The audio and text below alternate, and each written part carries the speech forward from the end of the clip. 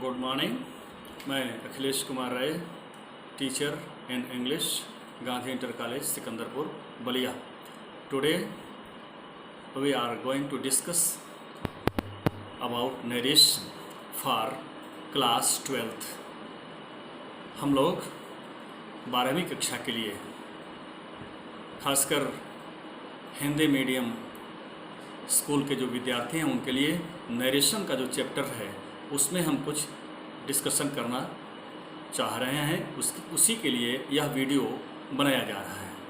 इस वीडियो के माध्यम से हम नरेशन के संबंध में अध्ययन करेंगे, यह जानने का प्रयत्न करेंगे कि नरेशन है क्या, उसको कैसे हम डील करते हैं, कैसे हम बनाते हैं, उसका अर्थ क्या होता है और उसकी क्या क्या विलक्षणताएं हैं।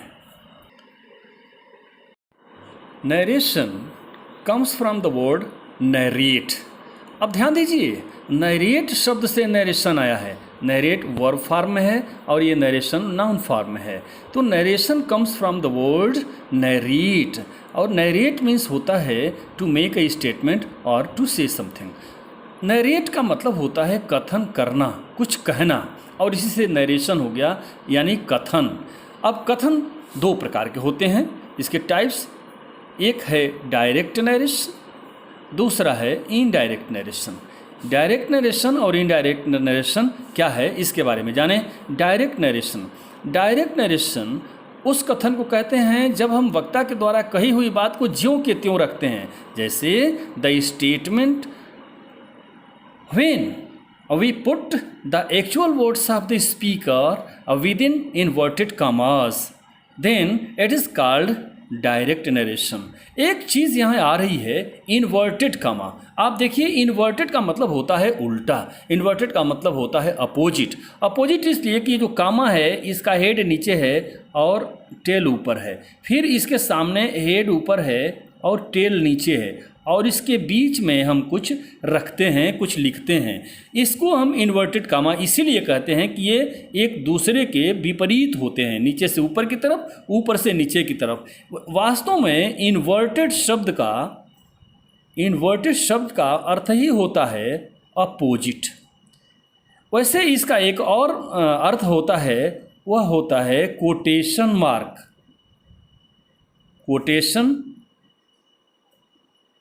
कोटेशन मार्क्स का मतलब होता है उद्धरण चिन्ह। उद्धरण चिन्ह का मतलब इन चिन्हों के अंतर्गत हम किसी की कही हुई बात को लिखते हैं, व्यक्त करते हैं, उद्धृत करते हैं। अब उदाहरण एक देखेंगे डायरेक्ट नरेशन का। एग्जाम्पल के लिए, Ravi said I am going to Mathura, ये डायरेक्ट नरेशन। अर्थात यहाँ जो स्पीकर है रवि है, और रवि ने ये कहा कि I am going to Mathura, अर्थात ये जो कथन रवि का है उसको ज्यों के त्यों हम इन्वर्टेड कामा के भीतर रखे हुए हैं। दूसरा है इनडायरेक्ट नरेशन। इनडायरेक्ट नरेशन क्या है? The statement when we put the statement of the speaker in our words, it is called indirect narration और इनडायरेक्ट स्पीच। जब हम किसी वक्ता के द्वारा कही हुई बात को ज्यों के त्यों न रखकर अपने शब्दों में रखते हैं, तब उस कथन को हम इनडायरेक्ट नरेशन या इनडायरेक्ट स्पीच कहते हैं। जैसे इसी कथन को अगर हम इनडायरेक्ट में बोलें, जैसे ये कथन है डायरेक्ट में, इसको हम इनडायरेक्ट में बोलें तो Ravi said that he was going to Mathura, ये इनडायरेक्ट नरेशन। अब देखेंगे ये डायरेक्ट नरेशन के क्या क्या पार्ट्स होते हैं, कौन कौन से भाग होते हैं डायरेक्ट नरेशन के। तो डायरेक्ट नरेशन के जो पार्ट है, पहला पार्ट है रिपोर्टिंग वर्ब। रिपोर्टिंग वर्ब उस भाग को कहते हैं जो हमें परिचित कराता है, वक्ता के द्वारा जो बात कही हुई है गई है उससे हमको परिचित कराता है। इसकी इस तरह डिफाइन किया गया है, the verb that introduces the reported speech is called reporting verb and it is put out of the inverted commas.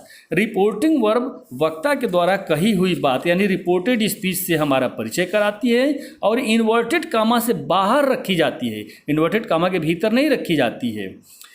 एक बात और आपसे बताएं, रिपोर्टिंग वर्ब के बाद एक कामा लगाते हैं, हल्का सा एक कामा रहता है। जैसे ये रिपोर्टिंग वर्ब का भाग है, यहाँ पर एक कामा है, ठीक। जैसे he said I am going to Mathura.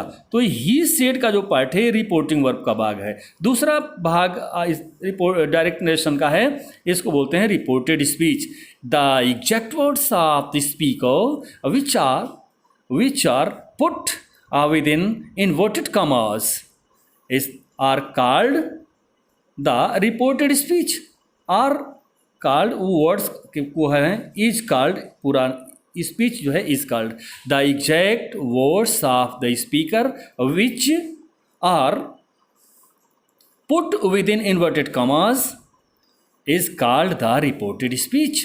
Exact words, जो शब्द रखे जाते हैं, एग्जैक्ट वर्ड्स, यही वक्ता ने कहा है, इसी एग्जैक्ट वर्ड्स को हम इन्वर्टेड कामा के अंदर रखें, इसको हम रिपोर्टेड स्पीच बोलते हैं। इस प्रकार इनके दोनों पार्ट्स को आपने देखा, रिपोर्टिंग वर्ब को देखा और रिपोर्टेड स्पीच को भी देखा। एक चीज़ इम्पॉर्टेंट है जो इस संबंध में मैं बता देना चाहता हूँ, वह यह है कि जो डायरेक्ट नरेशन है, डायरेक्ट नरेशन के कुछ इम्पॉर्टेंट पार्ट्स होते हैं। वे क्या पार्ट्स हैं, इनके बारे में आप जान लें। डायरेक्ट नरेशन के कुछ इम्पॉर्टेंट पार्ट्स हैं। वे पार्ट्स हैं, ये पॉइंट्स। पहला पॉइंट है the statement of the speaker is put within inverted commas. पहला पार्ट है कि जो वक्ता है, वक्ता के द्वारा दिया हुआ कथन इन्वर्टेड कॉमा के भीतर रखते हैं। दूसरा, we put a comma after reporting verb. Reporting verb जिसको अभी आपने देखा है, उसके बाद हम एक कॉमा लगाते हैं। तीसरा है, जो फर्स्ट लेटर होता है रिपोर्टेड स्पीच का, उस फर्स्ट लेटर को हम कैपिटल लेटर में लिखते हैं। अब आगे देखेंगे कैसे हम डायरेक्ट से इनडायरेक्ट में कन्वर्ट करते हैं। यही हमको काम करना है, डायरेक्ट नरेशन को इनडायरेक्ट नरेशन में चेंज करना। The rules for changing direct narration into indirect narration. अब यहाँ पर मैं एक सारांशित चर्चा आपसे करूँगा, इसके बाद अलग अलग टेंस वाइज हम चर्चा करेंगे। पहला है removal of inverted commas. Inverted, जब डायरेक्ट को इनडायरेक्ट में हम कन्वर्ट करते हैं तो इन्वर्टेड कॉमास को हटा देते हैं। दूसरा, removal of the comma after reporting verb. Reporting verb के बाद जो आया हुआ है कॉमा, उस कॉमा को भी हम हटा देते हैं। तीसरा काम है the tense of reporting verb never changes. Reporting verb का टेंस बहुत इंपॉर्टेंट चीज़ है। ये भाव के अनुसार रिपोर्टिंग वर्ब का स्वरूप बदलता है, लेकिन उसका टेंस नहीं बदलता। तो the tense of reporting verb never changes. चौथा है reporting verb is changed according to the sense of reported speech. Reporting verb reported speech के सेंस के अनुसार, जैसा कि अभी मैंने यहाँ चर्चा किया, सेंस के अनुसार रिपोर्टिंग वर्ब बदल जाएगी और वह बदल कर कभी टोल्ड हो जाएगी, कभी आस्क्ड हो जाएगी, कभी रिक्वेस्टेड हो जाएगी, कभी एडवाइज्ड हो जाएगी, कभी ऑर्डर्ड हो जाएगी। इस तरह से जैसा भाव रहेगा रिपोर्टेड स्पीच का, उसके हिसाब से वो बदलेगी। और पाँचवां पॉइंट है कि जो आवश्यकता हो, according to the need a proper conjunction. आवश्यकता अनुसार एक हम कंजंक्शन का इस्तेमाल करते हैं, कनेक्टिव का इस्तेमाल करते हैं। वो कभी दैट होगा, कभी इफ होगा, कभी वेदर होगा, कभी WH वर्ड्स भी हो सकता है। आवश्यकता अनुसार WH वर्ड्स भी हो सकता है, WH वर्ड्स भी हो सकता है, और वह रिपोर्टिंग वर्ब के बाद इस्तेमाल किया जाएगा।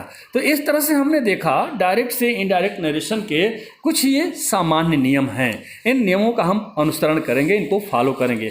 अगले पॉइंट के रूप में हम देखेंगे जो सेंटेंस हमको मिलते हैं भाव के आधार पर, उन सेंटेंसेस के परिवर्तन के क्या नियम हैं, कैसे हम सेंटेंसेज को बदलेंगे, इसको हम अगले वीडियो में शेयर करेंगे। फिलहाल इतना ही, दैट्स ऑल।